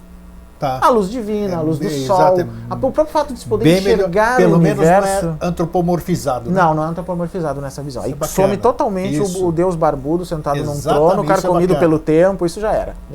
A Cabala não considera nem ótimo, isso. Muito bom. Aí, esse é o nível, digamos, todo ser humano teria essa capacidade de perceber o transcendente pela noção de luz, Tanto que se fala em todas as espiritualidades em luz, hoje mesmo nas espiritualidades modernas, né, se fala muito em luz também. Se é de forma pseudo ou não, não importa. A maioria sem saber o que está falando, mas se fala muito bem. em luz. Corretíssimo, nesse sentido. Corretíssimo. Né? Esse é o nível que todos podem perceber do divino, mesmo que não tenham uma certa evolução. Porque conseguem perceber a luz como clareza, ou como aspecto físico dela, ou como o sol, que foi um dos primeiros, né, objetos de adoração. Sim, claro. Né, com certeza, desde daí vieram. Existe vários outros símbolos, a cruz vem daí, a suástica vem daí, porque representa o sol em movimento. Invictus, né? Representa o sol em movimento e tudo mais. Aí vem o segundo nível, que é chamado Ein Sof, que é só infinito. Aí não há mais a noção de luz, mas a noção de espaço, o espaço infinito. Não há noção de luz. Também. Já é mais difícil. Pedir para uma pessoa, quando eu faço essa meditação em cursos de Cabala e às vezes algum workshop, desses 3 níveis, é muito interessante. Quando você fizer em Floripa, eu peço assim, aí com certeza, gente, vamos fazer. Vamos divulgar e vamos participar também. A pessoa começa a meditar no aspecto luz de Deus. Aí todo mundo consegue imaginar a luz. É tão fácil, imagino a luz do sol, se eu não tiver outra opção. Aí quando chega nesse segundo nível, imaginar o espaço, mas não imaginem luz. Cada um tem a sua extensão. Pois conversando com as pessoas se percebe isso. Cada um tem a sua noção de espaço infinito. Elas chegam à conclusão que o espaço infinito delas tem limites. Que elas não conseguem imaginar o infinito. Ele é uma abstração. Eu consigo dizer isso, mas não consigo perceber. É a mesma verdade, coisa que a esfera perfeita de Pitágoras. Não existe esfera perfeita na natureza. A esfera mais perfeita que nós imaginarmos, nós somos no nível microcósmico dela, né? Você vai ver que ela tem diferenças, né? Ela tem diferenças, ela né, tem as suas... Mas nós conseguimos mentalizar uma esfera infinita. Conseguimos. É verdade. Muito Todos bom você falar disso. Interessante. Isso se usa muito em geometria sagrada. Conseguimos imaginar uma esfera infinita. E é ali que começam os conceitos. A mesma coisa é imaginar esse aspecto Ein Sof como espaço. Espaço infinito. Daí já se aproxima do Vajrayana. Porque o conceito de espaço existe muito nas práticas mais secretas do Vajrayana, que é o Mahamudra, o Dzogchen, né, que são técnicas de meditação que se aproximam um pouco do Zen Budismo. Seria tipo uma semelhança com o Zen Budismo. O Mahamudra seria quase o Zen tibetano, de certa maneira. Isso é verdade, há muitas semelhanças. Então ali se usa muito a noção de espaço, um espaço vasto, infinito, de onde tudo brota, onde tudo nasce, onde tudo sai. Isso me lembra, né, como a dança dos átomos, das partículas, né? Isso lembra muito se a gente for falar um pouco de física quântica aí. Esse é o segundo conceito. Um espaço que não se define no tempo, nem em quantidade, quantas dimensões tem, é uma coisa que não dá para definir parâmetros. Então, neste segundo conceito da Cabala, que se aproxima muito da visão quântica atual, não faz sentido eu perguntar, tá, mas esse infinito até aonde? O que tem se ele nunca acaba? Onde é que isso vai? É como se não existisse um conceito de espaço, não tem limites. Esse conceito de limite que nós temos é do nosso mundo tridimensional, do nosso sistema de leis físicas. Ali não existe um espaço infinito que tenha uma borda e que tenha que ter algo do outro lado. Não existe isso. Aliás, foram perguntas que foram feitas por Einstein, até o Galileu e muitos outros hoje fazem. Como é que seria, né? Então, esse é o conceito do aspecto abismo de Deus, que é chamado Rocher, que é esse abismo que aparece no Gênesis, né? Quando diz, bem assim, traduzindo o que está lá na Bíblia, no princípio os deuses, né, criaram os céus e a terra, ou Deus está no plural, e a terra era informe e vazia, e o sopro de Deus, que às vezes é traduzido por Espírito de Deus, pairava por sobre a superfície das águas e sobre o abismo, que é o que aparece. Isso é o original, do hebraico. E esse abismo é o quê? É o caos ou o quê? Não, é essa noção do espaço que nós estamos falando, que precede a luz. Que a luz, que é o Ein Sof Or, é o que dá origem à natureza. Né? Então, e pairava significa contempla o que vai acontecer. Contempla. Né? Então esse é o nível. Que pena. Já começaram a nos afastar da verdade desde o começo, né, das traduções. Com certeza. Mas a gente ainda consegue ter uma noção abstrata, né, de espaço, porque a gente tem a noção do espaço daqui até a porta, então já ajuda um pouco. Ajuda um pouco, exato. Agora, o primeiro lá, o do topo, que se chama Ain, é mais complicado, porque a tradução é nada. Putz. Significa nada. É o nada, é o vazio. Você aí dizem, é um vazio potencial, alguns traduzem, é o nada, porque dele que vem. Né? Sim. É o ponto no infinito que a gente chama, o nada. Aí quando eu digo para as pessoas, bom, já pensaram sobre Deus como luz, Deus como espaço, agora, tiraram a luz, sobrou o espaço. Agora, tirem o espaço. Tem gente que abre os olhos imediatamente. Não sobrou nada, tá aí. Elas se sentem estranhas. Claro. Elas estão caindo em alguma coisa. Não, tem vários relatos, assim, uma coisa muito interessante. Imagino, claro. Eu peço para descreverem depois, né, o que aconteceu. A nossa ideia de nada, ela parece assintosa para o nosso ego. Não é verdade? Sem dúvida. Porque a gente sempre quer alguma coisa, quer sempre ver alguma coisa, pegar, o desejo de posse, assim, em relacionamento, bacana que você faz matéria. você faz a prática, porque às vezes você já pensou no nada? Eu não. Nem sei o que é isso. Nem sei o que é isso, nada. Não. Para mim nada é nada, ué. E o que é nada? As pessoas usam a palavra sem nem pensar sobre isso. Então, e é bom você fazer isso. Mas, eu vou tentar dar uma explicaçãozinha assim, sem ir muito complicado para as pessoas, mas é o seguinte, aí, para poder entender esse nada, que é onde a gente chegou, tem que se entender um conceito dual que existe na Kabbalah, que é o Ein, nada, com relação a Yesh, a existência. Nada, então, é onde está a ponta do triângulo. Sim. O Yesh são as outras duas, da onde vem a polaridade, inclusive. Sim. A existência.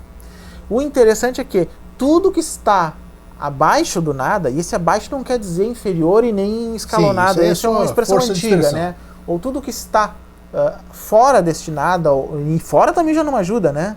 Que não é o nada, ou que não expressa diretamente o nada, ou a expressão do nada é Yesh.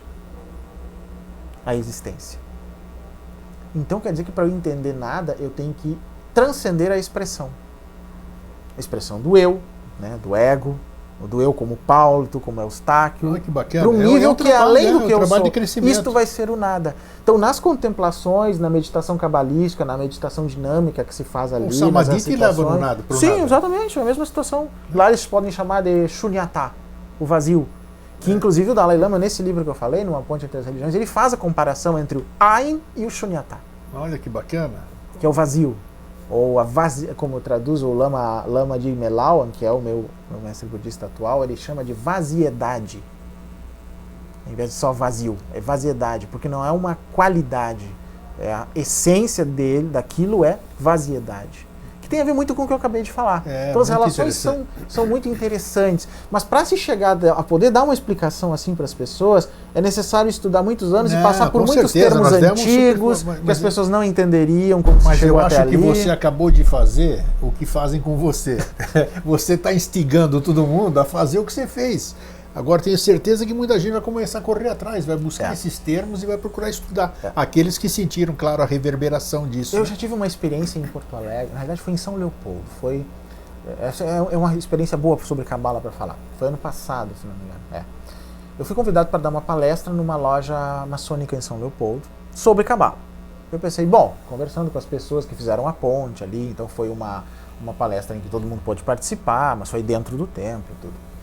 E eu pensei, o que eu vou falar sobre Kabbalah? E conversei com as pessoas, o que o pessoal ali já conhecia do assunto, que tipo de público fora da loja estaria assistindo, né? As esposas dos membros, os filhos, pessoas, era aberto para quem quisesse. Eu pensei, bom, eu tenho duas opções aqui. Ou eu começo a palestra falando de um modo bem aprofundado de Kabbalah, que talvez possa ser expectativa de alguns, principalmente os membros da loja, que já estudaram um pouquinho. Claro, grau maior, né? tudo. Mas isso pode desgostar o grande público, que daí vai ficar ali dormindo, isso, né? Sem entender patavina. Não entendi nada. Eu disse, bom, mas eu posso tentar também fazer o que nós estamos fazendo aqui, semelhante a isso, né? Lá com um quadro, apresentando esses conceitos do triângulo que eu falo daí. Partir do introdutório e ir um pouco mais aprofundadamente, porque assim se agrada os dois, sem que isso seja uma fraude. Pelo contrário, é aprofundamento. Sim. E foi o que eu fiz. E deu E certo, o resultado foi incrível. Tranquilo. O resultado foi incrível. Por quê? As pessoas que nunca tinham ouvido falar sobre Kabbalah, o que elas acessaram, elas entenderam. E aqueles que já tinham lido sobre o assunto disseram, puxa, pela primeira vez depois de sei lá quantos anos estudando o assunto, agora eu sei o que é Kabbalah. Eu acho que o maior mérito foi que você fez tudo isso em pouco tempo. Porque uma hora mais ou menos. Uma hora mais ou menos. Você não pode passar do tempo. Foi uma hora as sessões mais ou são menos. assim. E estava lotado ali. Então Às vezes a gente fica nessa dúvida, como escolher o discurso baseado num certo grau de informação. Isso é bom. Porque eu já dei também cursos de Cabala, o nível 1, que é introdutório, que trata desses assuntos em loja, mas aí para os membros, aí com uma sala fechada, outra história. Em vários modos, tipo 8 encontros, aí eu consigo aprofundar de acordo com o que eles já conhecem. Provavelmente. E ali uma eu consigo aberta, fazer uma média do conhecimento prévio deles e posso ir onde tiver que ir. Aí vou muito além do que a gente consegue ir lá ou mesmo na entrevista, né? Mas eu falo sempre assim, da experiência que é importante, da prática. Por exemplo, a relação, o conflito, digamos assim, que há entre Ein e Yesh dentro de nós é o seguinte: estando em Yesh, nós estamos sempre com aquela sensação de querer voltar para casa. Muitas pessoas relatam isso. Eu tenho uma espécie de angústia. Na espiritualidade não é incomum esse termo. Parece que eu quero voltar para alguma coisa muito além deste mundo de ego, algo assim. As pessoas falam. Isso falam Nas muito. práticas isso aparece muito, na meditação, seja a cabalística ou outras. E aí tem a ver com isso que se fala. É o conflito entre o Ein e o Yesh. Eles não se tocam. Lembra da velha pintura do Michelangelo? Sim, exatamente. Parece que se tocam, mas quando a gente aproxima, né, eles não se tocam. Não se tocaram. Nunca se tocam. É o Adão ali é Yesh e aquela outra figura é Ein. Não se tocam. Não é que não se tocam porque como se eles só fossem planos diferentes. Ein não é um plano. Todos os planos estão em Yesh. Então, planos podem se tocar, é possível passar de um universo para outro, pelo menos nas teorias modernas, e acredito nisso também, né? Mas Ein não é um plano, então ele não pode ser tocado, ele é uma outra natureza, outra essência. Na realidade, ele é o que permeia tudo. É o solo básico, como se diz no Vajrayana, é o solo básico. Então, é uma outra forma de ver a divindade que eu acho, né, para quem é teísta, que honra muito mais o mérito dessa divindade do que outras coisas, né? Do que o Deus vingativo, sem dúvida, o Deus que fica lá... Mas o bom é que as pessoas estão tendo essa consciência que fica sendo moralista, que fica cuidando do que os outros fazem. Não é assim. Não é assim que as coisas funcionam. Então, aí foi fácil para mim conciliar a meditação budista com a meditação cabalística, com todo o estudo da Cabala, que começou realmente antes, começou com 15 anos, enquanto que a prática budista mais formal com 25. Então, deu 10 anos de diferença, né? Mas em nenhum momento houve contradição aí. Só se a gente tem uma visão limitada só no aspecto externo das coisas, parece que tem. Mas o próprio Dalai Lama, que não é um especialista em Cabala, percebeu os pontos em comum. Mas ele já tem outro tipo de consciência, já fica mais outra fácil. Coisa, ele consegue perceber os pontos em comum. Até porque, algo que também com ele e outros eu aprendi, quando a gente se vê às voltas com uma nova doutrina, um novo conhecimento, seja o que for, que nos interesse, nos chame a atenção, ou que não me faça dormir, como eu disse, né? Procurar ver isso com um espírito aberto. Eu disse, não, eu não vou tentar viciar a explicação do outro, eu vou deixar que ele explique para ver como é que isso entra aqui. Porque se eu tentar intrometer e viciar essa explicação dele, a minha mente vai tentar inverter isso tudo a meu favor ou contra, né? e criar resistências. Claro, e se eu tiver a chance de ficar ali ouvindo e ver o que aquilo entrou em mim, eu acho que vai ser muito mais interessante. Porque a gente vai ver os pontos de convergência, não os de divergência. Vamos ver isso aqui na prática. Eu estou curioso. Você falou de tarô, aí ele trouxe tarô aqui, ó. Isso. Então, ó, eu não jogo tarô, nunca fui em tarô. Por que eu não vou? Porque é aquilo que nós falamos. Você precisa confiar naquilo que... Com certeza. Me conta, até eu vou contar enquanto ele está mexendo nas cartas aqui. Aquela história a pessoa ligou para o vidente, né, para marcar uma consulta. O vidente atendeu, marcou para amanhã às 14 horas. Muito bem, pegou o endereço, tudo. No dia seguinte, o homem foi lá e tocou a campainha. Aí, pelo interfone, falaram, quem é? Aí ele pegou, ele virou as costas e foi embora, né? Sim, você não adivinha tudo, né? Então, marcou a hora ainda, o vidente não sabia quem era, então ele foi embora. Mas eu quero deixar bem claro aqui, eu já trabalho com tarô há 28 anos, mas eu não tenho pretensão nenhuma de concorrer com aqueles que trazem um amor de volta em 3 dias. Tá bom, isso aí não, isso aí não tem essa pretensão. Isso aí não é brincadeira, não, né? Por isso mesmo, não é brincadeira. Então, o que é isso? Então, nós vamos fazer uma prática aqui agora. Isso. Isso aí é Cabala. É Cabala pelo seguinte, ele possui, principalmente esse tarô aqui, que é o famoso tarô dos boêmios, né, do Papos, né, depois ele tem alguns simbolismos aqui que são muito interessantes. Vamos aqui a carta do mago, que é a primeira. O mago, isso. A carta do mago ele tem, no sistema que o Papos criou, os alfabetos sagrados que ele tirou do Arqueômetro de Saint-Yves d'Alvera, que é uma obra bem conhecida, muito interessante falar sobre isso. Complexo demais. Uma obra complexa. Para quem quiser fazer qualquer ligação, aí tem em português, a letra hebraica, a letra sânscrita, que segundo Dalvedre corresponderia, e aqueles hieróglifos consonânticos e egípcios, que representavam consoantes, Sim. Né, que não eram Sim. palavras, que ele utilizou também, depois de uma pesquisa muito extensa nesse sentido. Você domina o arqueômetro ou não? Dominar o Dominar, acho que não sei se alguém domina, Alguém mas eu domina. já Isso pesquisei muito É ele, mesmo? já. Puxa vida, com certeza, seria estudei muito, acho que maravilhoso, eu complexo consegui uma edição demais. dele quando eu tinha menos de 30 anos, Nossa então já são bons anos de estudo, né, com certeza. Vamos lá. Então esse é o primeiro ponto. Aí ele coloca outra coisa da Cabala, que ele define a posição da letra dentro da Cabala. Por exemplo, essa primeira figura corresponde à letra hebraica Aleph, que é a primeira, Sim. que é uma das letras mães da Cabala. As letras que correspondem aos elementos na visão da Cabala. Aí em que lugar ele está, que ele fala o centro do céu, visível e invisível. Aí aqui embaixo ele tem algumas palavras-chave Tá. que estão na obra O Arqueômetro do Saint-Yves, do Saint-Yves, a Cabala do Papus, né? E o próprio livro que tem o Tarô dos Boêmios, que vem geralmente o baralho e tudo mais. Puxa, que bacana. Tá. Nesses três a gente encontra as fontes desse baralho no final da história. Então ele apresenta aqui como princípio, é o Tá. né? Princípio fica claro que é a relação lá da ponta do triângulo para nós. Então, este aqui não representa necessariamente Ain, mas o que vem expresso a partir dele, porque já é uma expressão. Ain está além de qualquer uma das 22 cartas dos arcanos maiores. Puxa vida, sim. Seria fora disso, né? Quando eu, digamos, extrapolo elas, né, transcendo. A essência divina, né, na sua manifestação como Ensof, a partir daí, né? A terra, porque eles consideram isso aqui como a própria terra, Eretz, né? Tá. O homem e o pai. Porque a segunda carta depois, que é a papisa, sacerdotisa, representa os aspectos substância, feminino, a mãe, né? Então, os aspectos masculino e feminino são as duas primeiras. Então, a questão das polaridades já se encontra aqui. Então, é um sistema muito bem feito, é um esquema do universo, cabe todo na árvore da vida, que também é uma mandala do universo, né? E quando eu vou fazer uma consulta, ou seja lá o que for, o que vai ser visto? Bom, existem palavras-chave, né, que o Papus coloca nas obras dele, e que eu pensei, bom, está relacionado às 22 letras hebraicas, mas o que mais que essas letras poderiam me demonstrar? Aí eu fiz um trabalho bem colossal na época que não existia internet, eu nem tinha computador, que foi o seguinte: a gente sabe que quando uma palavra hebraica, por exemplo, shalom, que é paz, tem certas letras hebraicas, se diz na tradição da Cabala que o significado de cada uma das letras, o significado simbólico, né, místico de cada letra, tem relação com o conceito.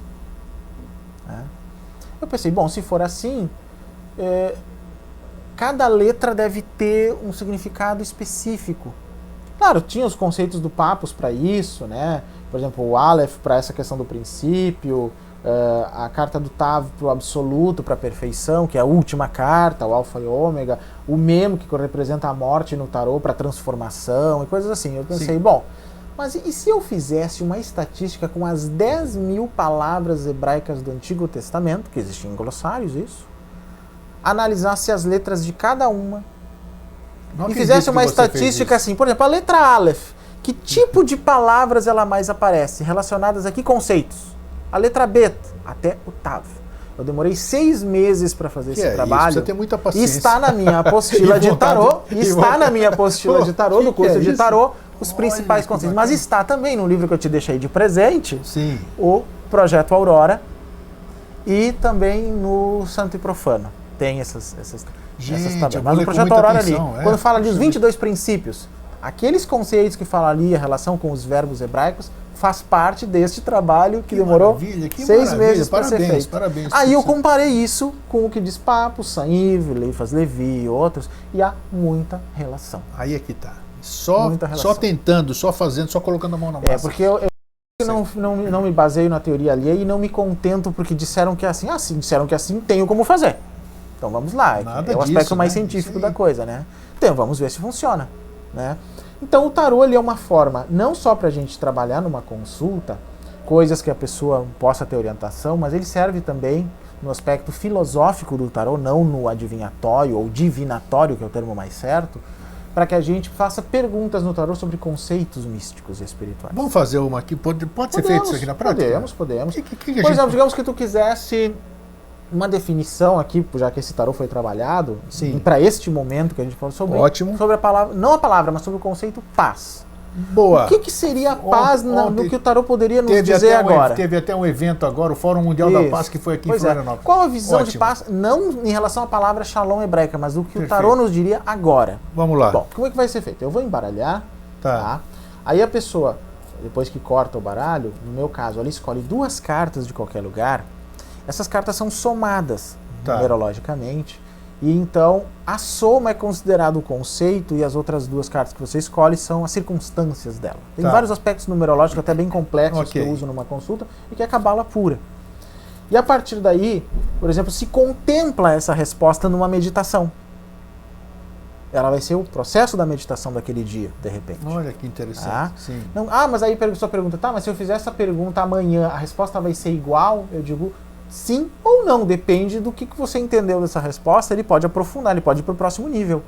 Por quê? Porque daqui, de Yesh até Ain, todos os nossos conceitos têm vários níveis de explicação. Não tenha dúvida, que a gente chama, né? São os vários níveis esotéricos que se dizia antigamente. Até da própria consciência. Então não fica sempre igual. Então, por exemplo, aqui, você primeiro corta. Isso. Deixa eu cortar. Pronto. Isso, corta Opa, assim. vamos lá, cortei. Tá. Agora aqui você pode escolher qual dos montes usaríamos para escolher as cartas. O menor. Tá, vamos ver aqui então o que temos de cartas aqui. Bom, nós temos 4 cartas. Sim. 5 cartas. Você vai escolher 2, uma por vez, mantendo uma ordem, né, de escolha. Isso. Essa aqui é a primeira. E essa última aqui, a segunda. Muito bem. Agora nós vamos poder trabalhar isso. E a pergunta tem a ver com a paz. Isso. Tá. A primeira que apareceu foi a justiça. A carta 8. Carta 8, justiça. Tá. A segunda que apareceu foi a carta da roda da fortuna, que é a número 10. 8 Somando ambas, 18. A carta número 18, que aqui no tarô é a carta da lua. Lua, tá. Então vamos lá. Então primeiro eu vou dar uma explicação rápida das cartas para depois ver como isso vira uma explicação. Isso, vamos lá. Isso é mais filosófica, que é até mais complexa do que se fosse uma consulta comum para uma pessoa. Sim. A carta da justiça ela é o equilíbrio universal. Então a primeira coisa que entra no conceito de paz. O que ela quer dizer? Ela é o equilíbrio fundamental das coisas. Tá? Mas também partilha e justiça, compartilhamento. Pô, já está definindo bem paz, né? Muito bem. Ó, manter ou retomar o equilíbrio fundamental. Tá? Aquele equilíbrio, não é que a gente fala muito em equilíbrio dinâmico hoje, né? Mas de qualquer forma é o equilíbrio fundamental das coisas. Não significa que as coisas fiquem estáticas, porque daí a entropia entra em ação, né? Claro. A gente sabe como é que é. Mas é o equilíbrio fundamental. E esse equilíbrio envolve partilha, compartilhamento, ou seja, então isolamento não faz parte desse equilíbrio. Não. Paz não significa eu ficar fechado, isolado. Isso. Mas também justiça, que nesse caso é fazer a coisa de acordo, pode ser com a regra cristã do eu não faço o que eu não quero que façam para mim. Ou eu tenho essa compaixão, essa compreensão. Primeira definição. Então, no tarô, geralmente, essa carta representa equilíbrio. Ótimo. Tá? Ou seja, as coisas estão em um certo parâmetro. Né? A segunda tem a ver com ordem. Ordenamento das coisas, que é a carta da roda da fortuna, que é onde está a letra Yod, que é a letra princípio que forma todas as letras hebraicas, e é a letra do princípio divino que se manifesta no mundo. Então, a ordem natural das coisas. Prover as necessidades também alheias e suas tem a ver com essa paz. Sem dúvida. Né? Sem dúvida, claro. E a fortuna aqui tem a ver com destino, porque a palavra fortuna hoje em dia para nós tem aquela noção de dinheiro.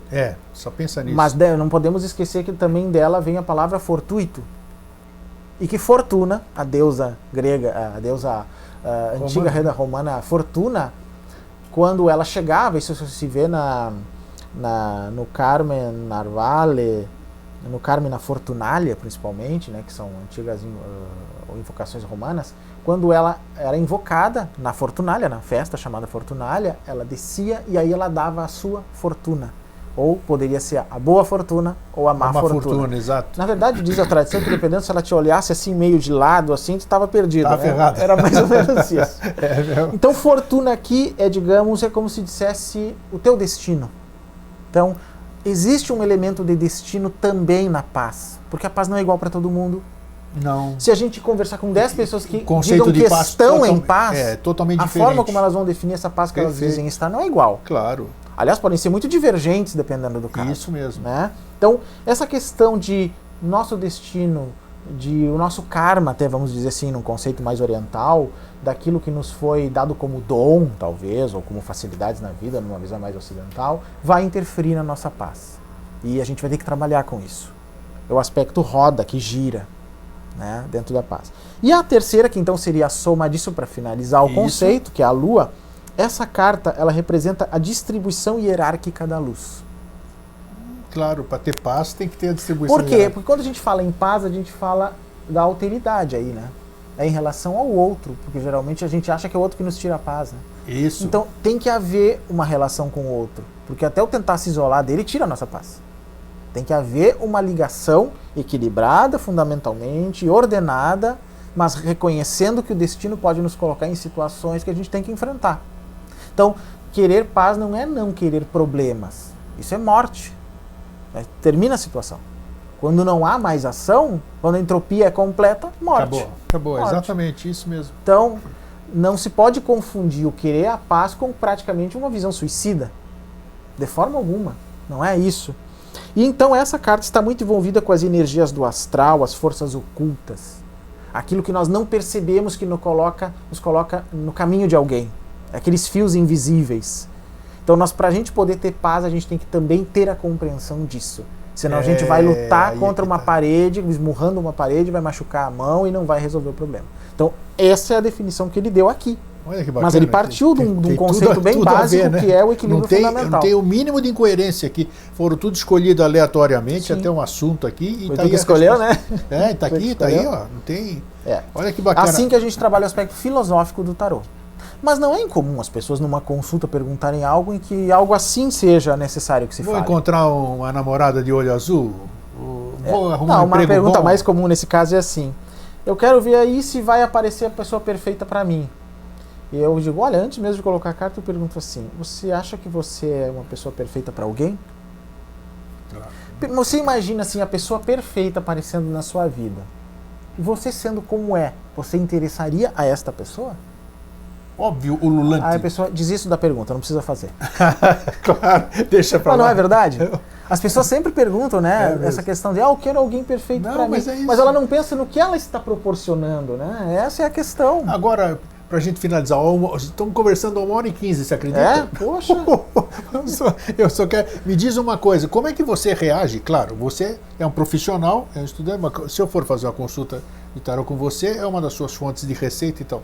Quer dizer, você já deu a resposta, mas eu quero ver se ela é sempre. Você pode se recusar a dar uma resposta, por exemplo? Eu chego lá, eu quero te consultar porque eu estou a fim de matar meu vizinho e quero saber se o tarô vai me dar essa resposta. Não, num caso desses eu me nego. Você se nega, me nego, exatamente. Tá. E outras coisas, a pessoa quer prejudicar a outra, até porque o tarô tem um aspecto mágico também, o que eu posso fazer para prejudicar? Não, isso com certeza não. Isso já, se a pessoa me diz antes da consulta, eu já barro ela lá, mas se ela fizer isso na hora, já termina ali. Já termina ali. Outra coisa que as pessoas perguntam é se eu faço pergunta sobre a morte, né?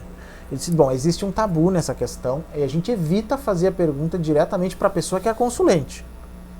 Tipo, eu vou morrer em tal situação, pro consulente não.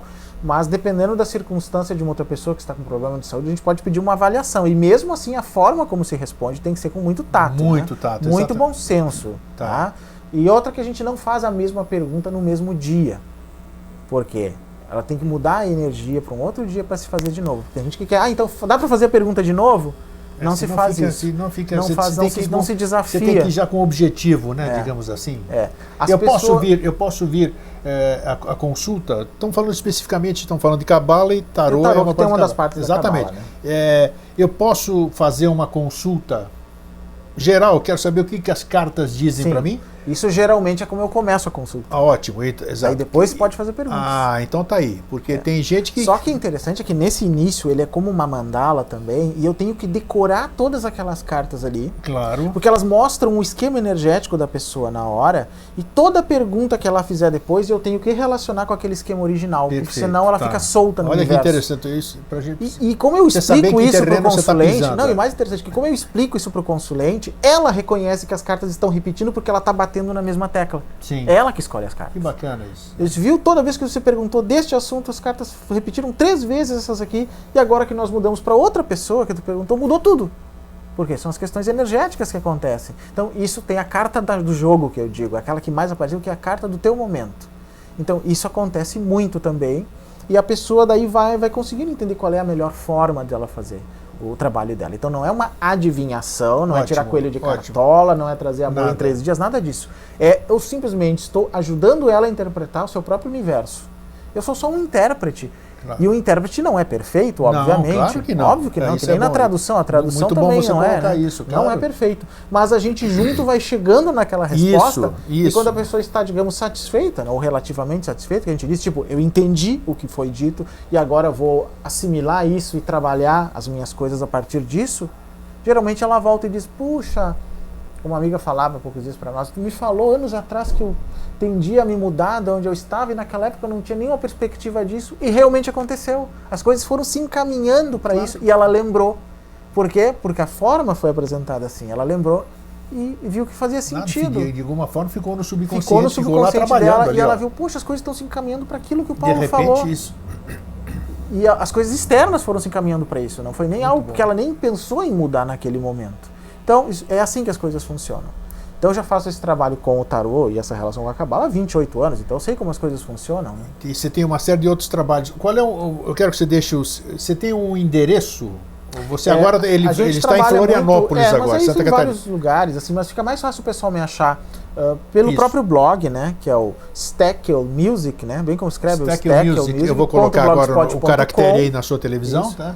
O meu Facebook, o Paulo Steckel. Paulo Steckel no Facebook também. Amigo do Eustáquio ali, né, também. E é fácil de achar. O e-mail? O e-mail é psteckel, P de Paulo, né, steckel@gmail.com. Confira embaixo do seu monitor. Gmail.com. Assim as pessoas me encontram, porque eu estou sempre para lá e para cá, então... Existe consulta à distância ou isso é... Existe sim, mas eu sempre converso com a pessoa antes para ter aquela relação de confiança que é necessária, né? E dou a ela, como eu disse, o benefício da dúvida, mas geralmente as pessoas que fazem consultas à distância comigo são pessoas que já fizeram presencialmente, você, já sabem qual é o trabalho, e que se ela disser assim, fácil. Olha, Eustáquio, eu já fiz a consulta com o Paulo presencialmente, mas se tu quiser fazer a distância com ele, eu te recomendo, porque eu sei que é assim. 99% é assim. Eu também prefiro, porque aí fica muito mais fácil o trabalho. Né? Mas se chegar alguém que queira, sem problema algum. Então, desde já, você está convidado. Numa próxima oportunidade, nós vamos falar sobre o budismo. Quer falar sobre esse conceito? Esse conceito é bem interessante do Muito Buda bom. primordial. A gente aqui somos semeadores. A gente vai jogando a sementinha. Cada um faz o que quiser com a sua semente depois. Com certeza. É a parábola do semeador, né? Joga onde quiser, pode esquecer. Nosso objetivo é levar isso. Tenho certeza que todos gostaram. Eu adorei, né? Eu sou suspeito que eu queria que o Paulo viesse aqui. Muitos anos. Muitos anos. Eu tinha curiosidade sobre Cabala, Cabalá, como quiserem. E eu acho que o termo desmitificar um pouquinho das diversas linhas do budismo, né, que é importante, é bem complexo, uma filosofia maravilhosa disso aqui, né? E eu acho que tem muito a acrescentar para as pessoas, aquelas que buscam, como todos nós, né, verdadeiramente. Eu ainda sou um ignorante, não sou burro, eu sou ignorante, ignoro muitas coisas ainda, por isso que eu tenho essa sede. Então eu acho que o budismo é uma filosofia que nos dá chaves maravilhosas, né, para que você tenha realmente o bem viver, de você buscar. Mas para isso tem que ter um entendimento, tem que ter uma orientação de alguém que conhece, para isso está aqui. Você como é que eu posso te considerar? Você é um lama ou não? Não, eu sou um praticante leigo do budismo, não sou lama e nem mas monge. Tem monge, né? Tem aquela questão. Você não fez... Não, nada disso, sou um praticante leigo. Posso fazer o que todo mundo faz. Ótimo, um estudioso do budismo. Então é isso. Então já está, oportunamente nós vamos agendar e o Paulo vai estar aí de volta, né? Paulo, eu que agradeço. Muito obrigado, um forte abraço, que você fique bem. Nós estamos próximos. Agora nós estamos mais próximos, mais próximo fica uma energia. Então, para vocês, eu deixo um fraterno abraço e um feliz sempre.